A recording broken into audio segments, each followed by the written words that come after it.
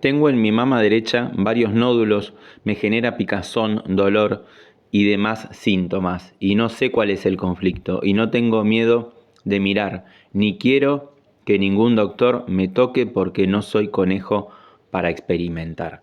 Bueno, yo quiero empezar diciéndote algo definitivamente que considero que es muy importante. Y si tenés varios nódulos, dolor, esa picazón o cualquier tipo de cambio persistente en tu mama, primero hay que saber qué son esos nódulos, ¿sí? No podemos determinar su naturaleza solamente por los síntomas ni por atribuirles automáticamente un conflicto. Y consultar no significa prestarse a experimentar, sino obtener información para saber qué es lo que está pasando, ¿sí?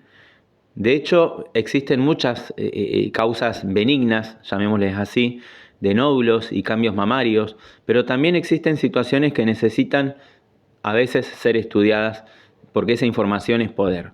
Y ahora bien, una vez aclarado esto, desde el punto de vista terapéutico, podemos preguntarnos cuál es el trasfondo de lo que estás viviendo, qué antecede a la aparición de estos síntomas y qué experiencias se están conjugando entre sí en tu historia.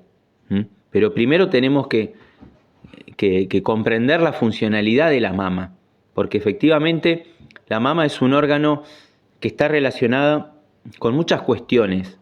Representa el contacto, el alimento, el nutrir, el cuidar, el proteger, el acobijar, el establecer vínculos, ¿sí? Por eso desde este modelo podemos explorar qué es lo que está sucediendo alrededor del cuidado, del nido, de la pareja, de los hijos, de los vínculos familiares. Y si sos diestra y estamos hablando de la mama derecha, puede explorarse, digamos, la relación con la pareja, con el padre, con el partner, pero también pueden aparecer situaciones en las que un hijo se parentifica y ocupa un lugar que corresponde dentro del sistema familiar a la pareja, al padre, ¿sí? O incluso representa simbólicamente la función de pareja o de padre, ¿sí? Pero, a ver, esto no significa que por ser diestra y tener nódulos en la mama derecha podamos determinar automáticamente este es el conflicto. No, definitivamente necesitamos conocer la vivencia, ¿sí?, de la persona, porque la subjetividad hace que un mismo acontecimiento sea vivido de maneras completamente diferentes. Y además hay otra cuestión que es importante y es fundamental. No es lo mismo una alteración de origen glandular que una alteración de origen ductal. Son estructuras diferentes, ¿sí? Y por lo tanto necesitamos saber exactamente qué estamos observando antes de intentar establecer cualquier tipo de lectura.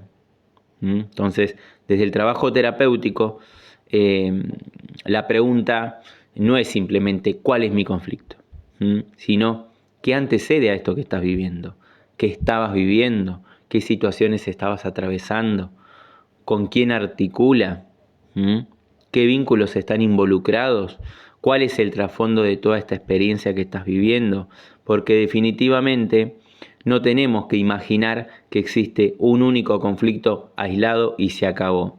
Entonces, muchas veces hablamos de un entramado conflictual donde diferentes experiencias se entrelazan entre sí, se conjugan entre sí, articulan entre sí y disparan un programa.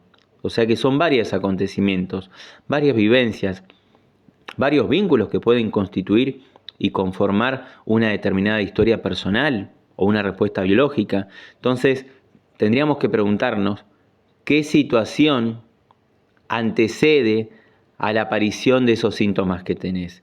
¿Qué experiencias programantes existen? ¿Qué situaciones anteriores viviste o propiciaron determinada forma de reaccionar? ¿Qué vínculos articulan en esta experiencia actual que estás viviendo? Porque los conflictos programantes de alguna manera pueden establecer determinadas formas de percibir la realidad, de interpretarla, de responder frente a situaciones posteriores ¿está? Porque una experiencia puede vulnerarte emocionalmente, puede golpearte, puede impactarte, puede hacerte sentir que tenés que proteger a los demás, que tenés que cuidarlos, que tenés que retener a alguien, separarte o sostener a alguien. Pero eso no significa que podamos afirmar que ese acontecimiento causó un nódulo o una enfermedad. En terapia lo que buscamos es qué fue lo que vulneró tu biología, qué acontecimientos golpearon tu biología, la corrompieron. Tenemos que entenderlo como parte del lenguaje.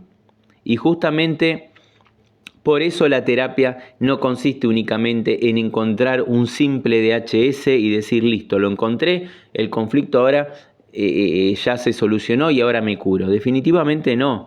La terapia es un proceso.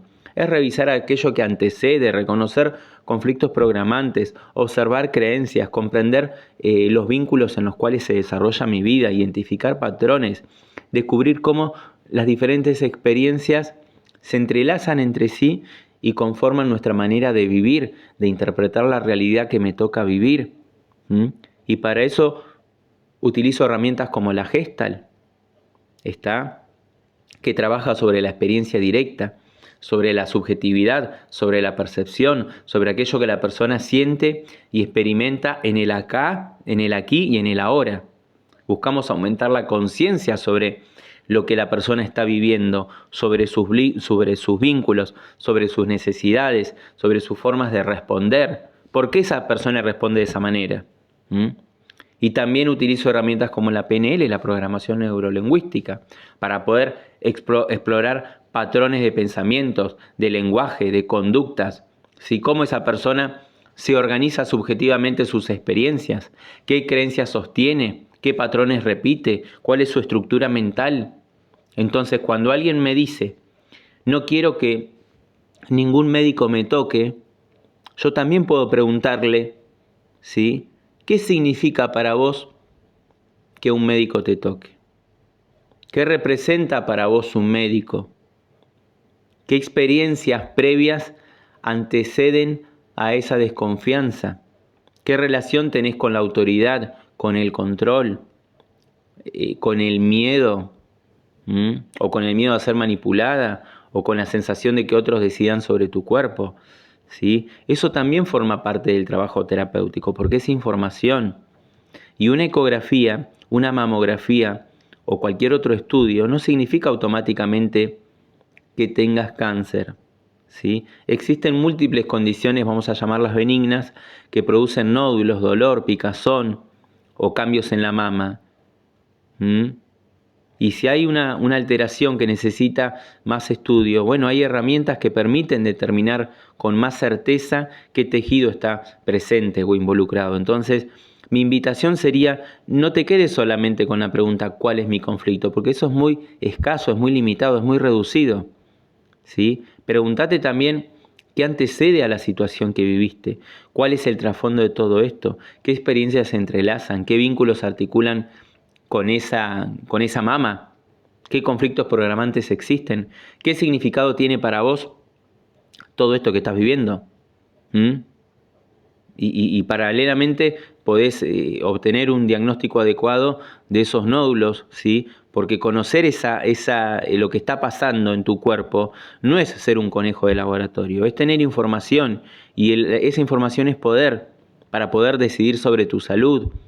Y desde el trabajo terapéutico podemos ocuparnos de otras partes, ¿sí? De comprender tu historia, tu subjetividad, tus vínculos, tus patrones, ¿sí? Todo ese entramado conflictual que conforma la manera específica y particular que vos tenés de vivir esas experiencias, porque definitivamente no se trata de encontrar una explicación mágica ni culpar a personas, ¿sí? Por lo que estás pasando. Se trata de integrar ambas dimensiones, de conocer qué está ocurriendo en tu cuerpo y al mismo tiempo comprender qué estás viviendo vos, ¿sí? También podemos analizar si estás en una fase activa de algún programa, en una fase de reparación, qué implica estar en una fase de reparación, qué implica estar en una fase activa, qué implica cuando nosotros hablamos estoy recayendo en el conflicto, qué herramientas